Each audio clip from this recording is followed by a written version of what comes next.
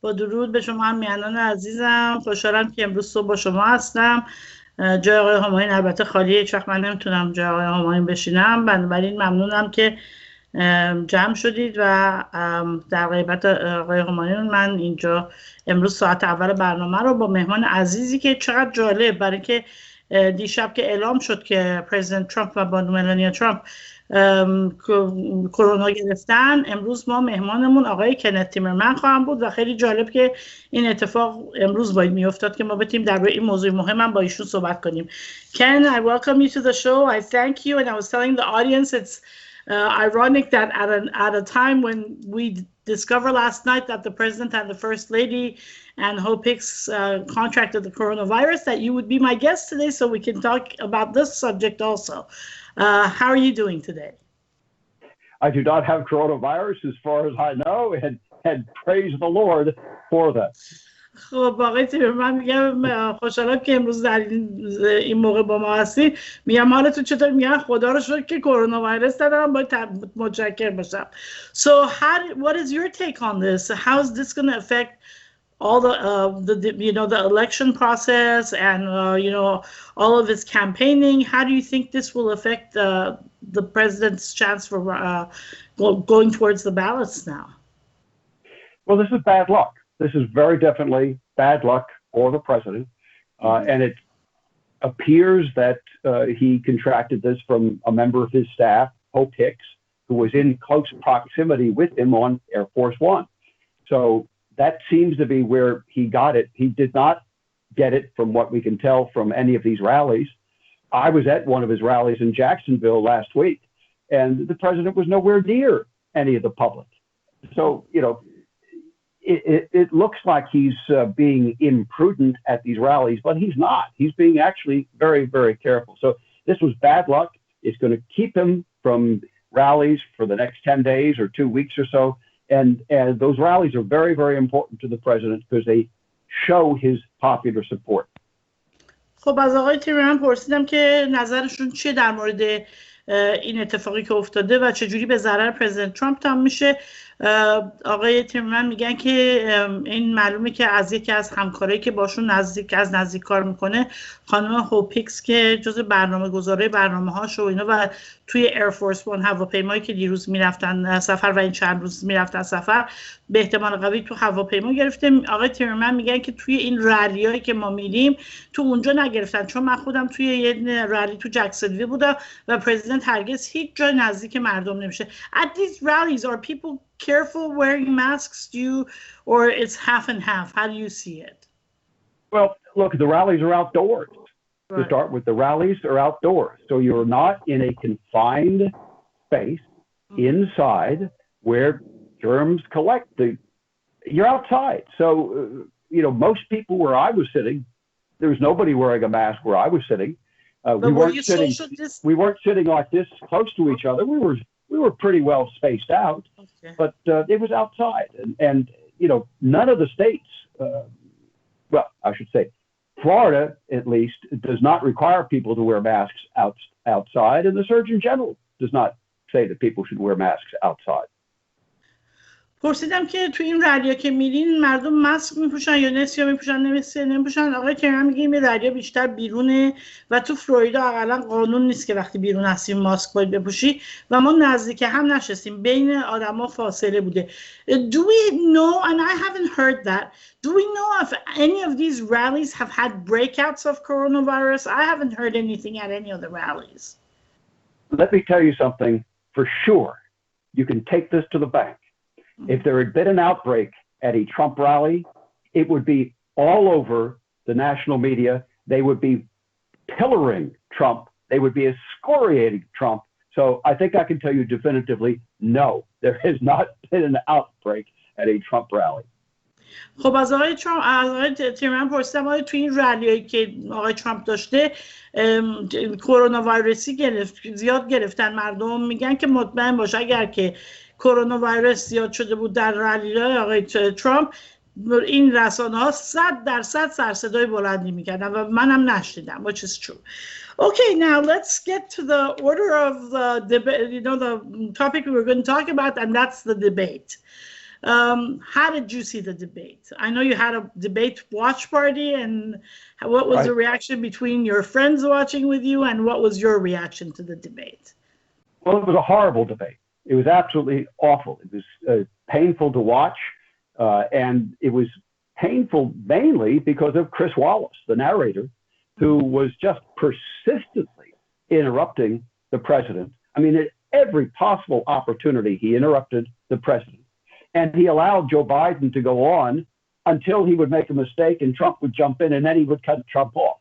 So we were very upset at the way that the moderator did not moderate the debate. And in fact, I went back and looked at parts of it the next morning. I'll tell you that in a second. That gives you enough to start with. Okay. از آقای ترامپ پرسیدم، میدونم آقای ترامپ یه مهمونی داشتن که با دوستاشون این دیبیت رو دیدن، این مناظره رو دیدن. پرسیدم نظرشون چیه درباره این مناظره و میگن که به نظر من کریس والس، البته دیبیت خیلی سختی بود که نگاه کنیم چون همه با هم حرف می‌زدن و اینا، ولی بیشترین تقصیر رو گردن آقای کریس والس میدونن و میگن که کریس والس نتونست کنترل کنه. به بایدن مهلت میداد حرف بزنه. بایدن اشتباه که میکرد ترامپ میومد درستش کنه، به آقای ترامپ، به رئیس جمهور میپرید و بیشتر اشکالات این به خاطر که کریس والس نتونست این مناظره رو کنترل کنه. Okay? Okay, and remember this too, is that Trump is not a trained debater. All right. I was a trained debater when I was running for Congress. And as a trained debater, you'll take a question, you'll answer the question quickly, and then you will pivot to your subject that you really want to talk to. Now, Biden is a trained debater, and he was able to use that, I thought, pretty well to his favor. Right at the beginning of the debate, the question was about the Supreme Court. So Biden answers the Supreme Court piece of the question, and then he pivots to talk about the Affordable Care Act and claiming that Amy Coney Barrett will basically declare the Affordable Care Act unconstitutional. He finishes his presentation. Trump has a minute to rebut. He starts to rebut, and then Biden jumps in, and then Trump jumps back in, and Chris Wallace says, oh, I guess now we are in free discussion rather than rebuttal. So Chris Wallace violated his own rules, said, okay, we're in free discussion. And once you're in free discussion, there are no more rules. And that was the problem. من میگن که من فرداشم که نگاه کردم دیدم که والس خیلی اشتباهات بزرگ کرده. مثلا اجازه داد که آقای بایدن، اولا که میگن که ترامپ یه کسی که در مناظره تعلیم دیده باشه نبوده. مثلا آقای تیمرمن موقعی که برای سنا ران میکرد میگه منو ترین کرده بودن و تو کاری که میکنی حرفتو میزن، جواب خیلی کوتاه میدی ولی میپری به حرف خودت و پوینتی که میخوای خودت بگی. و ترامپ اینو نداره، این ترینینگ رو نداشته. برای همین اونجایی که از بایدن سوال میکرد والس، بایدن چون بلده دیبیت و چجوری باید انجام بده مناظره رو، آمد و جواب داد برای هلت کیر، برای افوردبل هلت کیر پلان و بعد یه دفعه پرید به پوینت خودش و آقای ترامپ اومد جواب بده. آقای والس برگشت گفت حالا آیگس که فری دیسکاشن، یعنی آزاده که بحث بکنیم، در حالی که این فری دیسکاشن نبود، این سوال و جواب بود، اینجوری نبود. برای همین یه دفعه کنترل کاملا از دست رفت.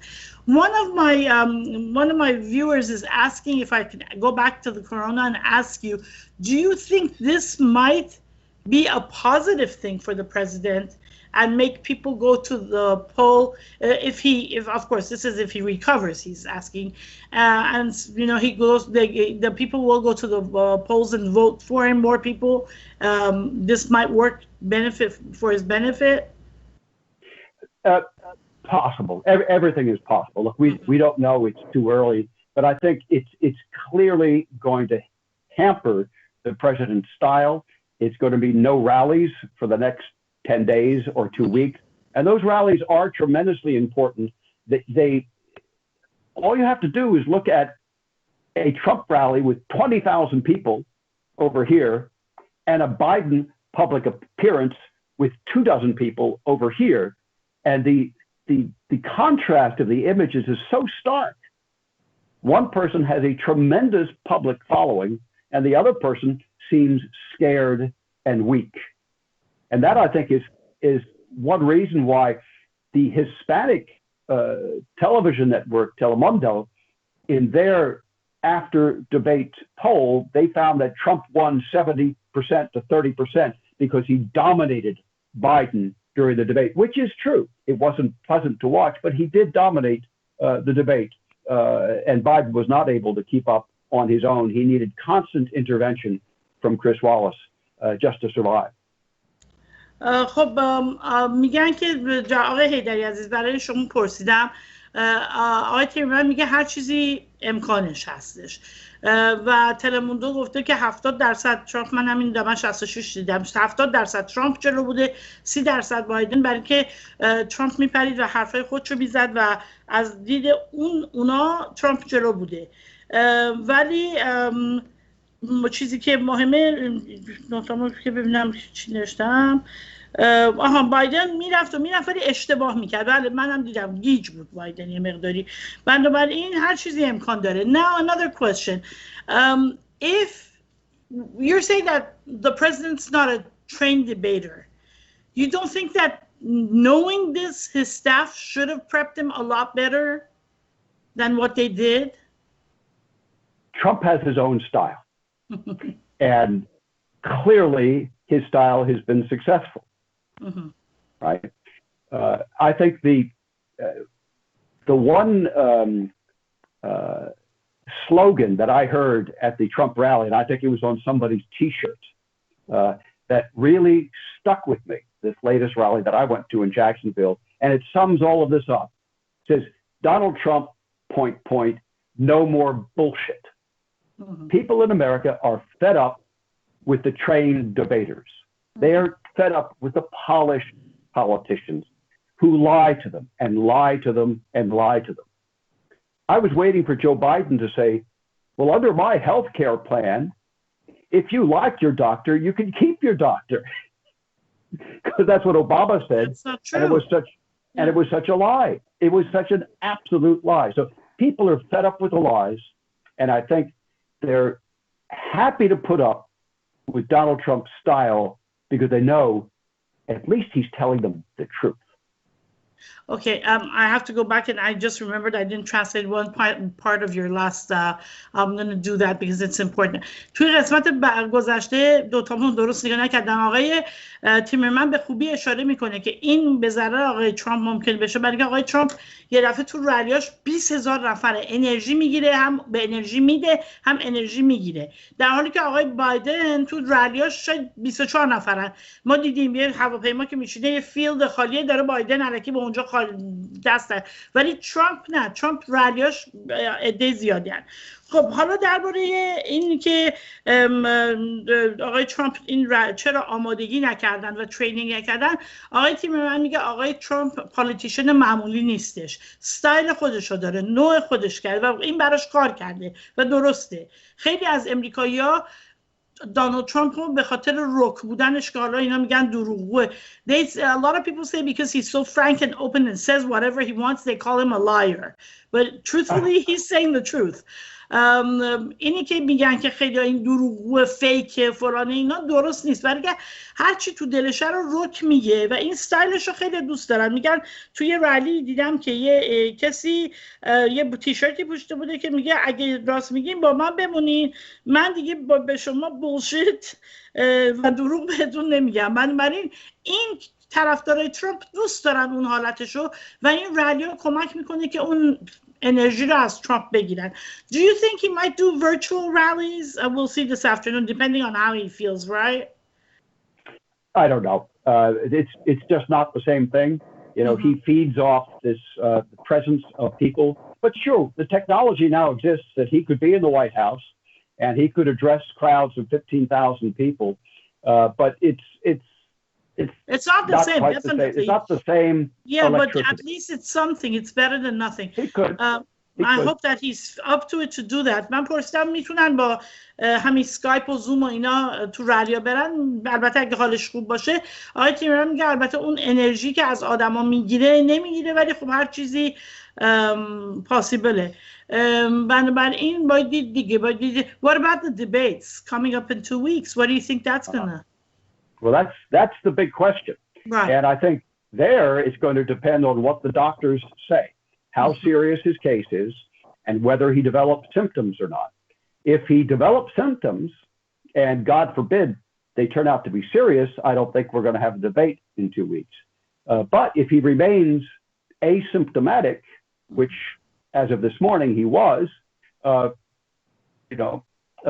in 10 days, he remains asymptomatic. He's not contagious. There's no reason why he shouldn't go on to the debate. خب پرسیدم برای دیبیت بده بعدی که 2 هفته دیگه است چطور؟ میگن که بستگی به حالش داره، اگر که حالش خوب بشه و بتونه ادامه بده که چه بهتر و 100% اگه که contagious نباشه میکنه. You think if he doesn't but if he still tests positive but is asymptomatic in a couple of weeks, do you think the debates might be virtual? No, he can't test positive. He has, what they've said, the standard is 2 negative tests in a day. Right. Before they let him out of quarantine. So he has to be testing negative. He will not be going to a debate if he tests positive. Yeah, but if by that time he still doesn't test negative, will he be able to a virtual debate, you think? Or that won't be? Well, that depends on the, this is supposed to be a town hall. A town hall is a very different format. So I don't think so. اوکی البته تو 2 هفته بهتر حالش خوب بشه و نگاتیو بشه، ولی اگه نشه و این چون تاون هال تنها مردم میان میشدن و سوال جواب میشه نمیشه virtually از طریق چیز باشه. If you were the president's advisor for the next debate, what would you advise him? Well, and I know you don't know. advise the team, but what would you? No, but we don't know if that debate's going to take place. But I think this is a town hall format. It's a very different format, and I think it allows the president to directly interact with voters. So voters are going to ask him questions, and he's going to respond to their questions. I think that's something that he does pretty well, and I think he will actually be very good in the town hall format, much better than he was in the debate format. So I think the best advice anybody can ever give to Donald Trump is be yourself, Mr. President. But being himself, being Donald Trump has been pretty successful. But sometimes he lets them, when they trigger him, he lets his emotions and anger get in the way, right? Don't you see that? Well, so did Biden, and so can anybody.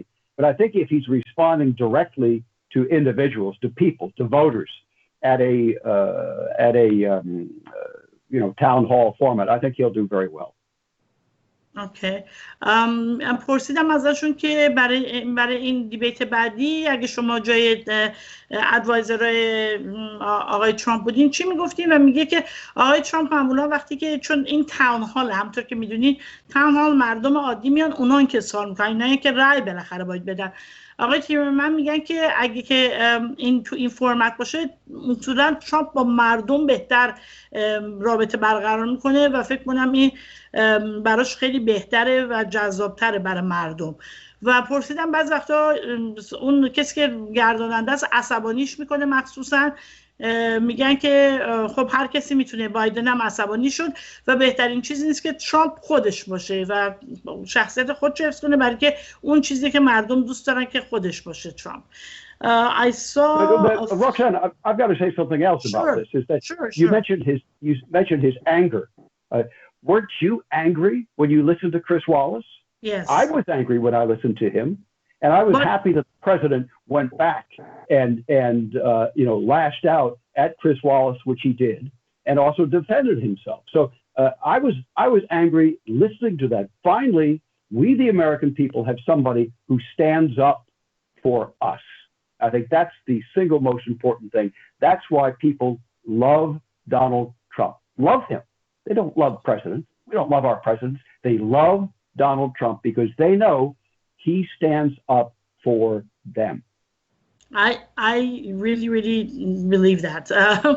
من میگن که درباره عصبانی شدن ترامپ اگه تو بودی با اون رفتاری که کریس والاس باد میکرد که واقعا هم رفتار خوبی نبود عصبانی نمیشی.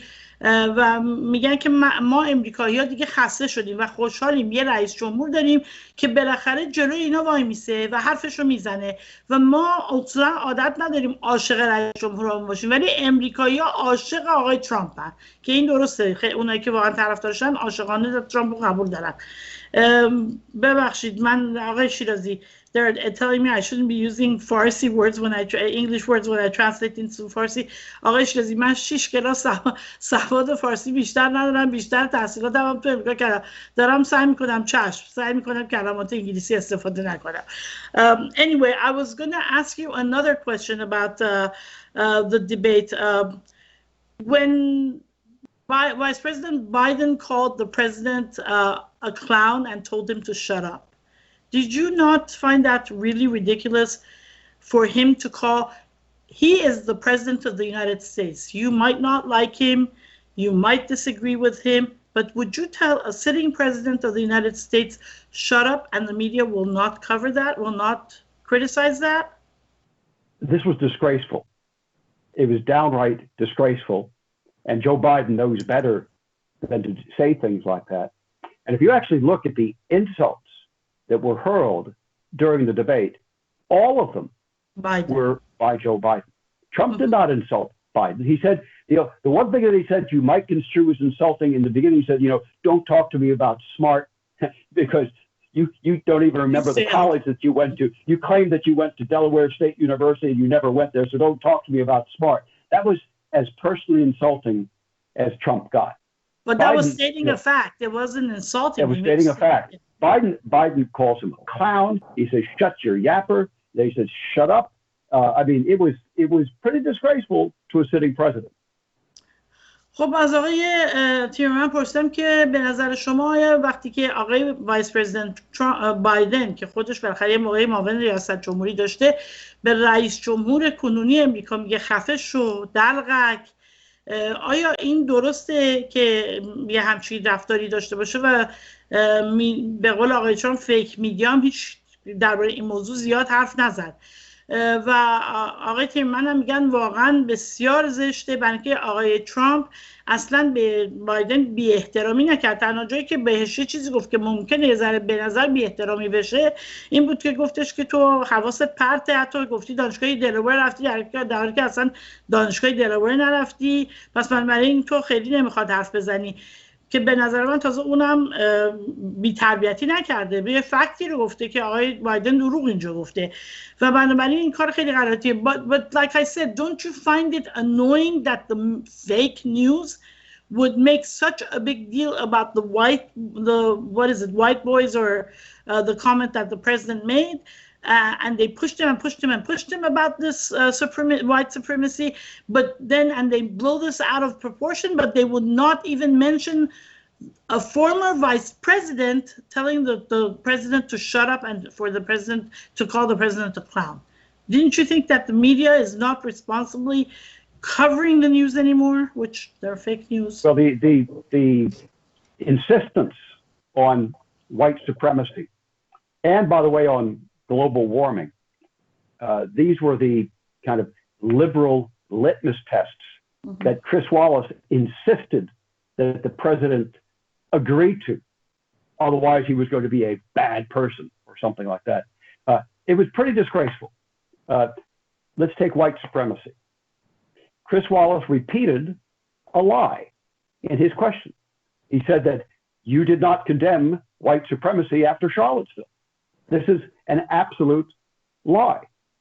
And Trump said, well, play the whole quote, because the whole quote was, yes, there's some good people on both sides, ...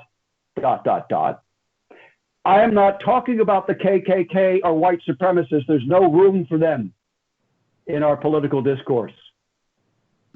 But, there are good people on both sides. So this is why it is such a fraud.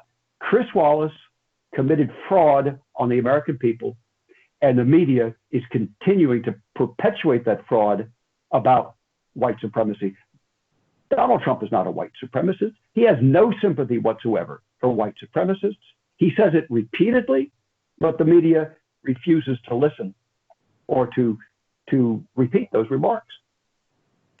خب پرسیدم ازشون که آیا فکر نمی‌کنی که جالبه که این میدیاهای لیبرال هیچی درباره مسئله بی احترامی به رئیس جمهور از طرف یک کسی که قبلا معاون رئیس جمهور بوده خودش نمی‌کنن اشاره، ولی در مورد این مسئله وایت سوپرمسی دائم درباره‌اش حرف میزنن و آقای ترامپ رو متهم میکنن و ایشون هم میگن که کاملا درسته.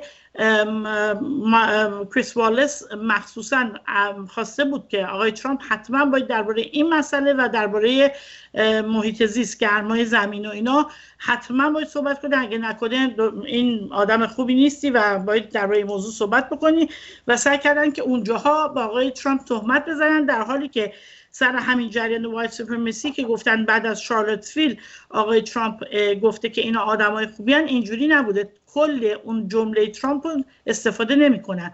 آقای ترامپ گفت تو تظاهر کننده ها هم آدمای خوب هست هم آدمای بد و تو همین این چیز گفتش که این وایت سوپرمسی ها و KKK جایی ندارن توی بین مردم و به هیچ وجه آقای ترامپ یه آدم نژاد پرستی نیستش و طرفدار این وایت سوپرمسی ها نیستش.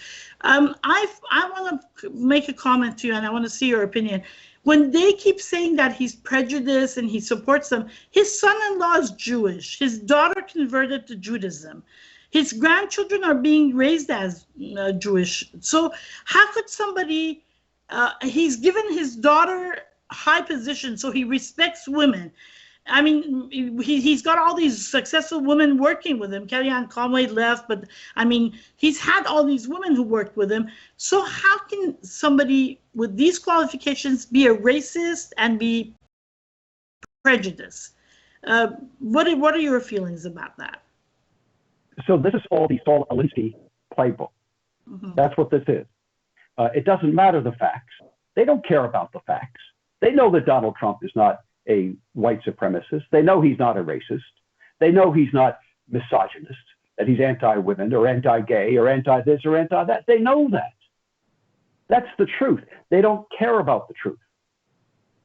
The Saul Alinsky playbook is that you isolate your opponent, you demonize your opponent, and then you destroy your opponent. So that's what this is all about. It's right out of Saul Alinsky, who was a Marxist. میگن که این درست مثل کتاب تئوری سال آلنسکیه که مارکسیسته که میگه که تو دشمن تو اول ایزوله میکنی، کنار میذاریش یه گوشه، بعدن میای دیمونایزش میکنی، شیطانیش میکنی و بعدم از بین میبریش. اینا دارن اون راه پیش میرن، میدونن خودشون که ترامپ نه ضد زنه، نه ضد ادیان مختلف، نه ضد سیاه هاست. اینا رو همه رو میدونن ولی دارن از این مسئله استفاده میکنن که شخصیت ترامپ رو به کلی از بین ببرن. So, what else would you like to add for our viewers and the importance of them as Iranian Americans to go to the ballots and vote for President Trump and think twice about who they're voting for, for the cause of the freedom movement in Iran? Look, this election is about the future of America. Right. Ronald Reagan said that freedom is but one generation away from extinction. And nowhere else is that closer than right now today. If Joe Biden, God forbid, becomes president, they will stack the courts with liberal judges. They have announced that they will bring Puerto Rico and Washington, D.C. in as states. That's 4 more senators. That means a permanent Democrat majority. They will socialize healthcare, a one-payer system. They will renew the Iran deal with the Iranian regime. They will do all of these things. They will take away your Second Amendment rights. They will enforce these speech codes in colleges. And this country will no longer be the beacon of freedom that it has historically been. So this is a big election for everybody. If you believe in America as a free, sovereign country, as the city on the hill that people aspire to, that they look up to, there's only one way that you can possibly vote, and that's for Donald Trump. Donald Trump loves America. Joe Biden, as did Barack Obama, is always making excuses for America. Okay. میگن که این انتخابات پرسیدم ازشون که نظرشون چیه برای ایرانیایی که باید برن رای بدن برای کاز ایران. میگن البته این برای این انتخابات ایمپورتنسش برای امریکا خیلی الان مهمه. رونالد ریگن گفته بودش که آزادی یک نسل از بین رفتن آزادی توی این مملکت یک نسل مونده و ما امروز نزدیکتر به این تئوری رونالد ریگنیم که واقعا دارن آزادی رو از بین میبرن. اگه جو بایدن بشه، قضاتی که میان روی سوپریم کورت میشنن اینا بیشتر لیبرال میشن. پورتوریکو و واشنگتن دی سی رو میخوان ایالت بکنن که بتونن دموکراتای بیشتری جذب کنن، برای که پورتوریکو و واشنگتن دی سی دموکراتن.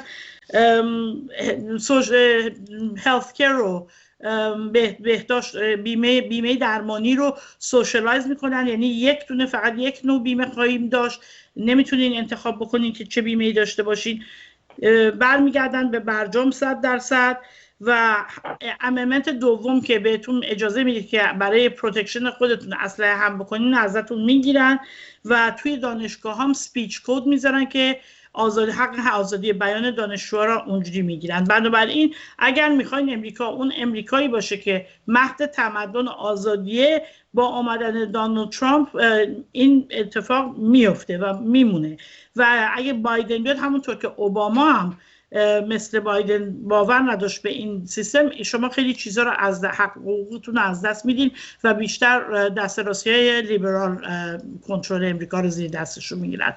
I think you have a very famous character in Iranian history named Kaveh who fights for freedom. Yes. Donald Trump is the Kaveh of the United States.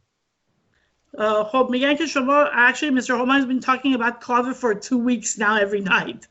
میگن شما یه شخصیتی دارین به اسم کاوه آهنگر و دونالد ترامپ کاوه آهنگر امریکاست که ما این چند هفته هم درباره کاوه آهنگر زیاد صحبت کردیم. Okay, that's very interesting, and I really personally hope that President Trump's election is a success and that we have him for another 4 years. I have one last question on this subject. I'd like to get to my next subject real quick also. The president has over and over again said to about the Iranian cause that he's not after regime change, which he shouldn't be, and I agree the Iranians need to have their own regime change and to be part of it. But he said that if I get elected, I will sit, and I think I've asked you this before, but for the audience again, I will sit with the current government in Iran. What is your take about this claim by the president that he will sit with the Islamic Republic, and what will the income be for the Iranian people if he does? Well, I think the president's sincere. I think he believes in person-to-person diplomatic talks. He talked with Kim Jong-un in North Korea. Churchill used to say that jaw, which means to talk, is better than war, which has been the relationship of, the reaction of other people. It's better to talk than to make war. I don't think that the Iranian regime can possibly agree on any American condition to lift the sanctions, because that's what they want. They want the sanctions to be lifted. And Trump is happy to talk to them about lifting the sanctions. But what does it mean? To get the sanctions lifted, the regime has to abandon its nuclear weapons program. They're not going to abandon the nuclear weapons program. Trump has added new requirements. They have to respect human rights. They're not going to respect human rights. He's made a requirement that they disband the Sepah Pastoran. They're not going to disband the Sepah Pastoran.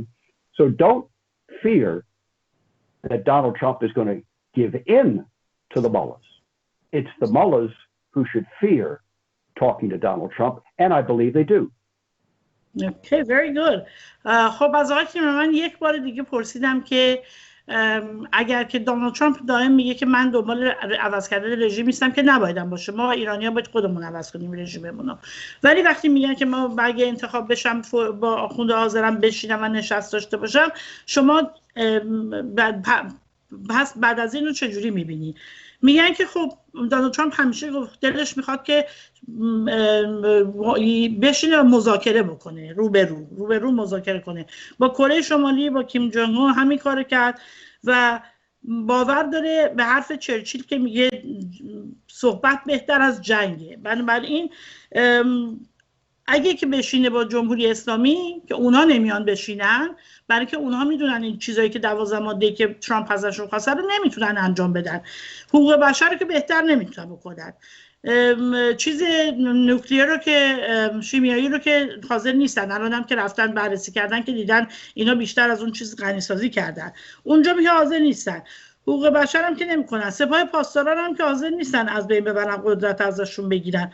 بنابراین جمهوری اسلامی نمیاد بشه، چون میدونه خواست امریکا رو و خواستای آقای ترامپ رو، برای که تمام هدفش نیست که این سانکشن‌ها برداشته بشه. بنابراین حاضر نمیتونن این کار بکنن، پس بنابراین حاضر نمیشن که بیان بشینن. Thank you so much. That's very good.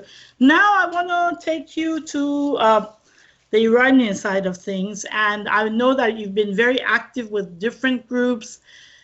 You've been actively always been close to Prince Reza Pahlavi, and at one point very closely worked with him. I sent you a clip of his recent call for unity inside and out to all groups and factions who are willing to come together. And the way I looked at it, it's the first time that he has kind of as a leader, and this is the first phase as he stated. It's his first, I believe that soon we're going to hear more about what he wants to do. But he's called for people inside and outside to unite, especially the technocrats and the different political factions outside of Iran. So at this critical juncture, we can all come together. What is your take of this new plan that he has, and what is your advice to all the different groups that at least you know and you've worked with about the importance of unity today for the freedom of Iran between all of us? Well, I thought it was a very impressive speech. I watched it, Mm-hmm. And I thought it was something new from Reza Pahlavi. Mm-hmm. He was not just calling for unity, which he's done many times in the past. Mm-hmm. He was calling for civil disobedience. Mm-hmm. He was calling for Iranians outside Iran to support civil disobedience inside Iran. He was calling for them to set up essentially what amounts to a strike fund to support the families of political prisoners and of people who are engaging in civil disobedience from the outside. And Lord knows there is lots of money among Iranian exiles to do this. They don't need any money from the United States. They don't need any money from France or from Germany. There's plenty of money in the Iranian community. If those Iranian American billionaires who today support the regime, we support the people of Iran, you would have a revolution in 3 weeks. You know, what about Pierre Omidyar? What about these people in all these high-tech companies in California, worth billions and billions of dollars? Instead of supporting the regime, if they would support the people of Iran, I think you would have change very, very quickly. I thought it was a very positive speech, and I'll tell you a couple more things as we go along. خب پرسیدم درباره طرح جدید شاهزاده رضا پهلوی، چون آقای تیمرمن از نزدیک هم با شاهزاده رضا پهلوی کار کردن، هم در این سالها با گروه‌های مختلف اپوزیسیون نزدیک همکاری کردن و شناخت بسیار خوبی از شاهزاده دارن. گفتم این چیز نوین رو چجوری می‌بینین، طرح نوین رو؟ بلکه فرستاده بودم براشون که نگاه کنن. میگن که من خیلی خیلی خوشم اومد و خیلی ایمپرس شدم با این چیز طرح جدیدشون. این طرح فقط برای این نبودش که همه رو گرد هم بیارن و متحد بکنن. این طرح خیلی جالبی بود از نافرمانی مدنی و مخصوصا به ایرانی‌های خارج از کشور که صندوق درست بکنن برای اعتصابات و صندوق درست بکنن برای حمایت از خانواده‌های کسایی که قرار اعتصاب بکنن و خانواده‌های زندانیای سیاسی که زندانی شدن. و خدا میدونه که چه ثروتی ایرانی‌های خارج مخصوصا در امریکا و توی همین کمپانی‌های تکنولوژی هست، مثل پیر امیدوار، خیلی‌های مثل پیر امیدوار که به جای که این ثروت‌ها خرج همکاری با جمهوری اسلامی که این آدم‌ها امروز می‌کنن، اگر اینها برای داخل آزادی مردم ایران و دموکراسی در داخل ایران بیان نیست پولو بذارن و صندوق درست کنن، این در عرض 3 هفته میتونه باور کنید باعث بشه که انقلاب ایران انجام بشه و هیچ نه پول امریکایی میخواد نه پول اروپایی میخواد، با پول و ثروت خود ایرانی ها این کار عملیه. Well, why do you think it is that these people have chosen, these technocrats, as you said, have chosen to stand with the regime besides their financial gain at this critical juncture that we see? and not stand with the true freedom, movement, whoever they think is qualified for the freedom of Iran, and do something for the freedom instead of standing back, supporting a regime that's destroying our youth and killing our youth on a daily basis. As parents, So these Iranian billionaires have chosen their own profit over their own country. Mm-hmm. And they should be shamed of what they have done. But so far, you ask me why they're doing it, nobody has ever made them pay a price. There's never been any shaming from the Iranian community.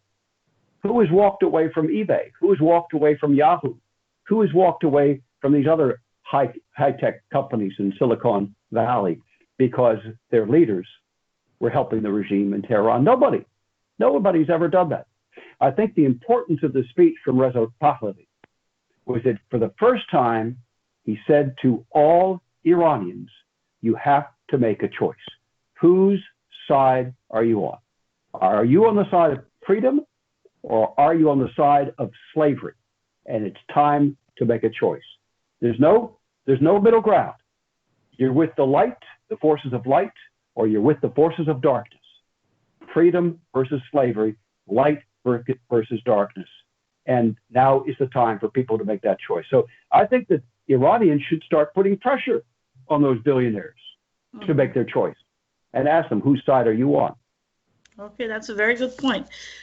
من پرسیدم که چرا فکر کنین این ایرانیای بیلیونر و کسایی که اینقدر تحصیلات دارن در این سالها به جز منافع مالیشون با رژیم وایسادن، مخصوصا امروز که میبینن بچهای ما رو دارن اینجوری جوانای ما رو از بین میبرن.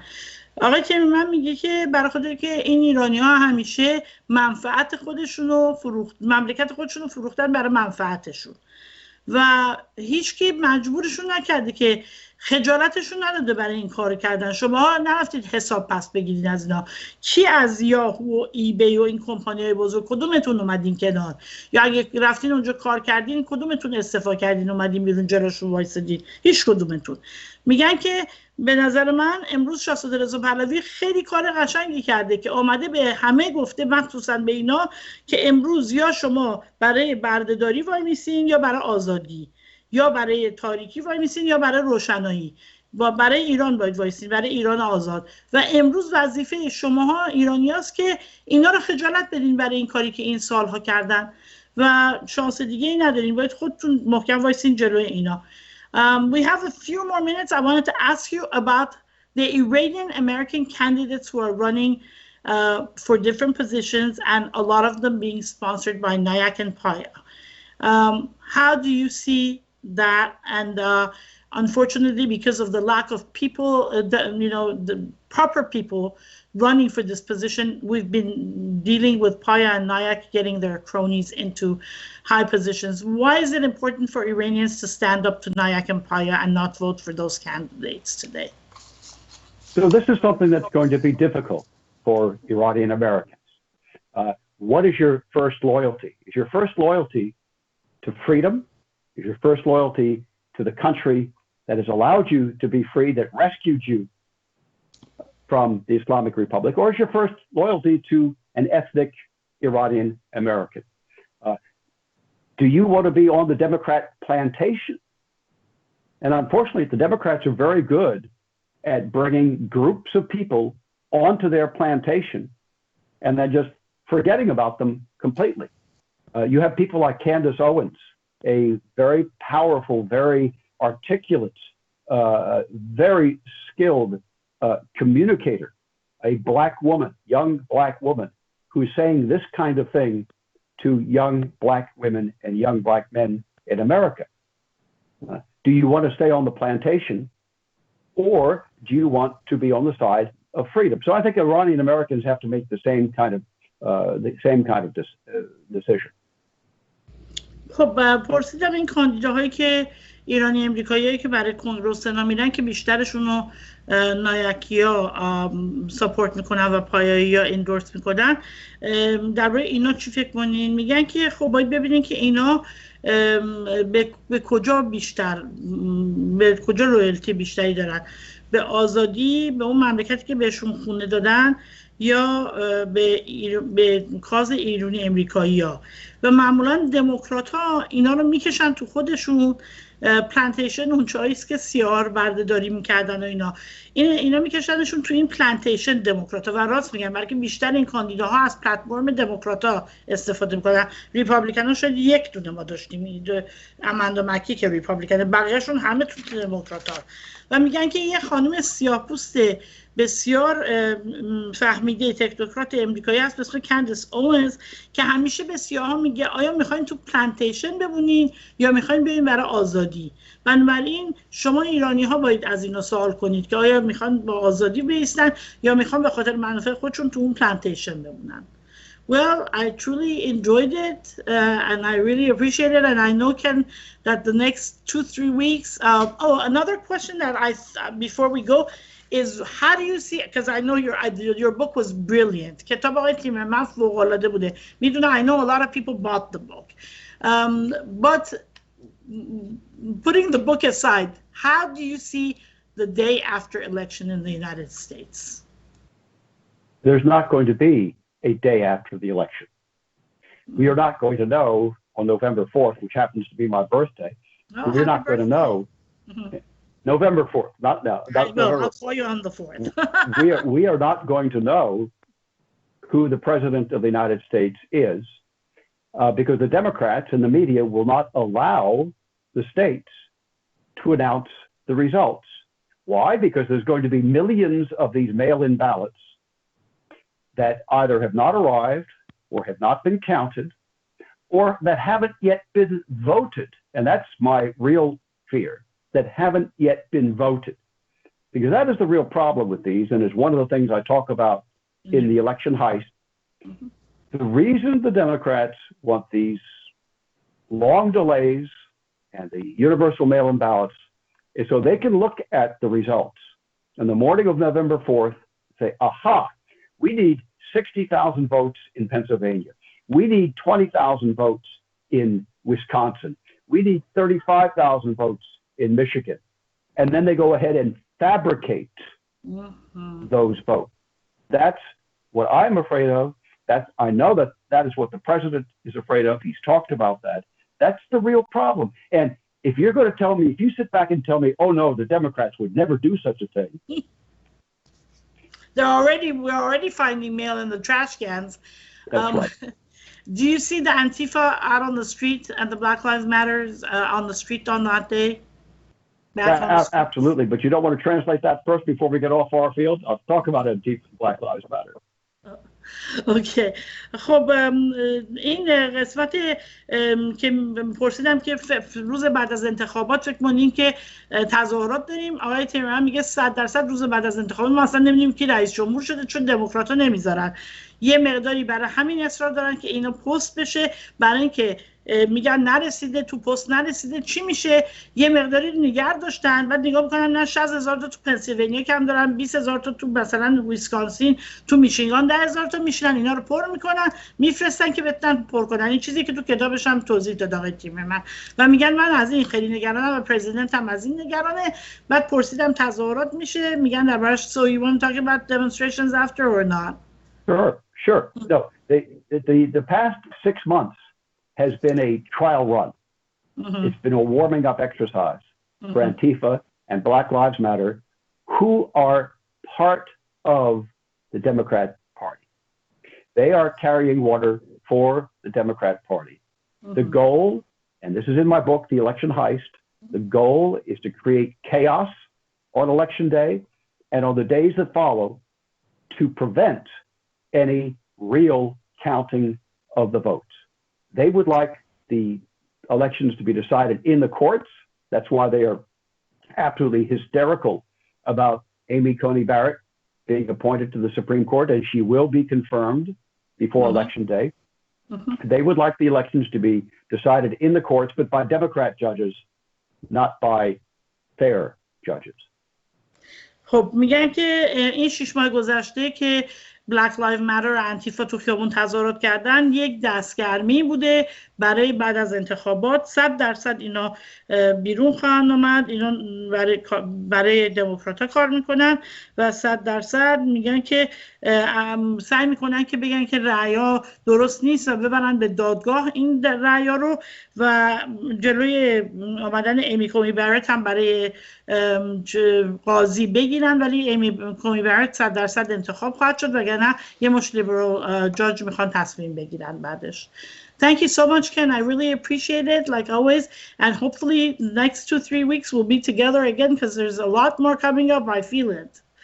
So there definitely is. Thank you so much. Thanks and we wish the president the best. Hopefully, at the two of them. Praying for the president and for Melania. Yes, indeed. Thank you. Okay, wonderful. Thank you so much. خب تشکر کردم از آقای تیمرمن. آرزوی بهبود واسه آقای ترامپ و خانم ملانیا ترامپ داریم و در هفته‌های آینده 100% با آقای تیمرمن دوباره خواهم بود هرچی نزدیکتر به انتخابات میشه. به شما ها عزیزان بدرود میگم و فکر کنم باید بریم تو لینک بعدی. درسته آرش جان؟ تا من خیلی وارد این برنامه آقای همایون نیستم. به شما بدرود میگم تا قسمت بعدی برنامه که خودم هم با شما خواهم بود. بدرود عزیزان.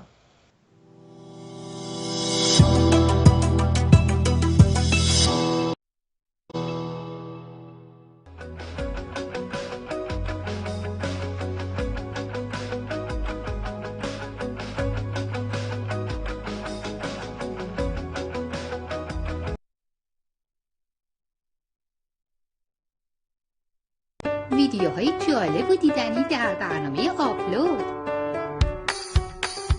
هر پنجشنبه از تلویزیون کانال 1.